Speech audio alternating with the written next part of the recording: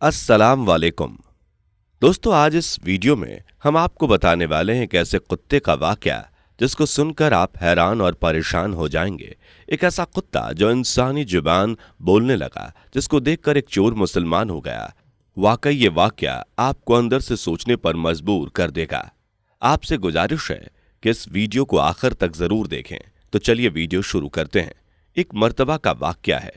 एक आबिद अल्लाह ताला का नेक बंदा पहाड़ पे इबादत करता था और उसके खाने का इंतजाम अल्लाह सुब्हानो ताला ने एक अनार के जरिए किया। एक अनार का दरख्त उसकी घर में मौजूद था।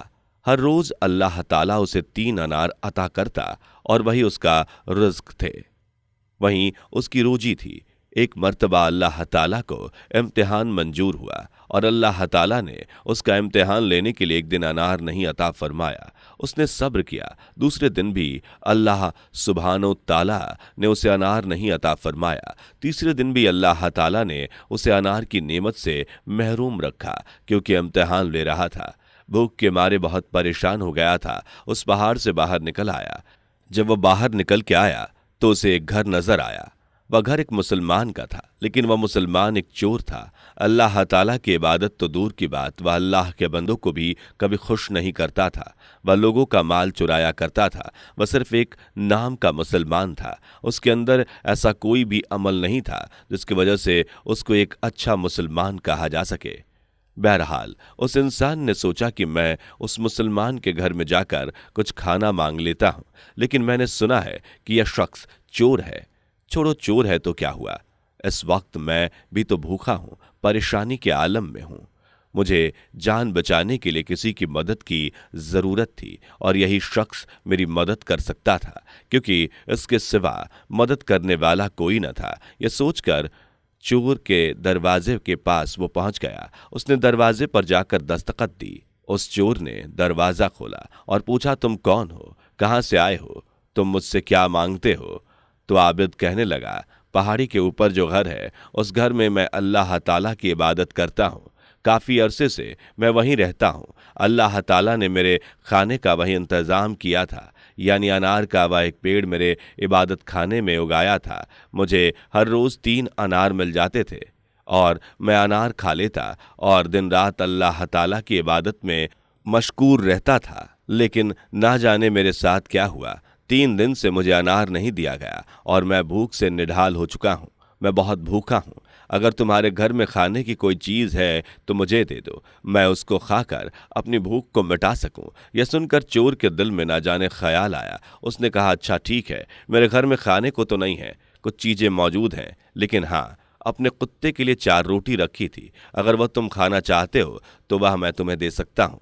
वह भी इतना भूखा था, बोला, वही ला दीजिए, लाओ मैं वही खा लेता हूँ। उस शख्स ने 4 रोटी आबिद को दे दी और वह बाहर जाने लगा। इतने में उस चोर का कुत्ता उस पर भौंकने लगा, तो उसने सोचा कि मैंने उसकी रोटियां ले ली, इसलिए यह मेरे ऊपर भौंक रहा है। तो आबिद ने 1 रोटी उस कुत्ते को दे दी।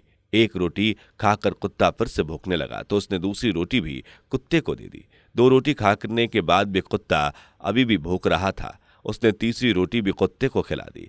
तीसरी रोटी खाने के बावजूद वह कुत्ता आबिद पर भूखे जा रहा था। उसने एक आदमी ने सोचा कि अगर यह रोटी मैं उसको दे दूंगा तो मैं क्या खाऊंगा। तो दोस्तों, आबिद ने गुस्से में आकर उस कुत्ते को कहा, तो कैसा लालची कुत्ता है, तुझे शर्म नहीं आती कि मैं तेरे मालिक के दरवाजे पर भीख मांगने के लिए आया हूं।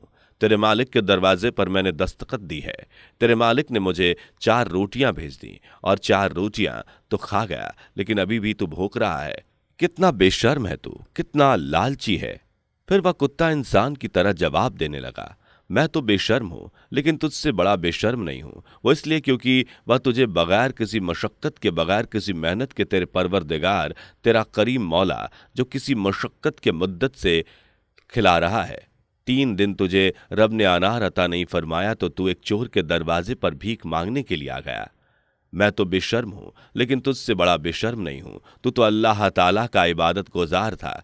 क्या तुझे अल्लाह ताला के ऊपर भरोसा नहीं था? जो अल्लाह तुझे इतने दिनों से खिला रहा है वह तुझे फिर से खिलाएगा, लेकिन तूने अल्लाह ताला से नहीं मांगा। तू एक चोर के घर, एक इंसान के घर में मांगने के लिए चला आया।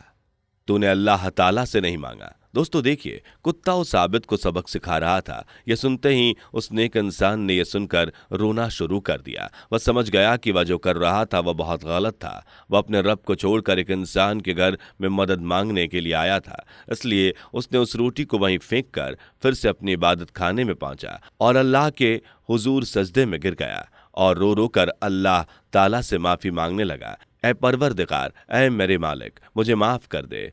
ऐ मेरे करीम रब, मैंने सोचा नहीं था कि तू मुझे जंगल में खाना अता फरमाएगा, लेकिन तूने मुझे हर वक्त अनार दिया। लेकिन 3 दिन मुझे अनार नहीं मिला तो भूख की गिरफ्त में आकर मैं तुझे भूल गया। ऐ मेरे मालिक, तू मुझे माफ़ कर दे। मैं अगर मर भी जाऊं तो भी मैं कहीं नहीं जाऊंगा। ऐ मेरे अल्लाह, मुझे माफ़ कर दे। तूने मेरा इम्तिहान लिया मगर मैं कमज़ोर हूँ, मैं तेरे इम्तिहान में कामयाब ना हो सका। ऐ मेरे मालिक, तू मुझे बख्श दे। मैं तेरी बारगाह में सच्ची तौबा करता हूँ, तू मुझे माफ़ कर दे।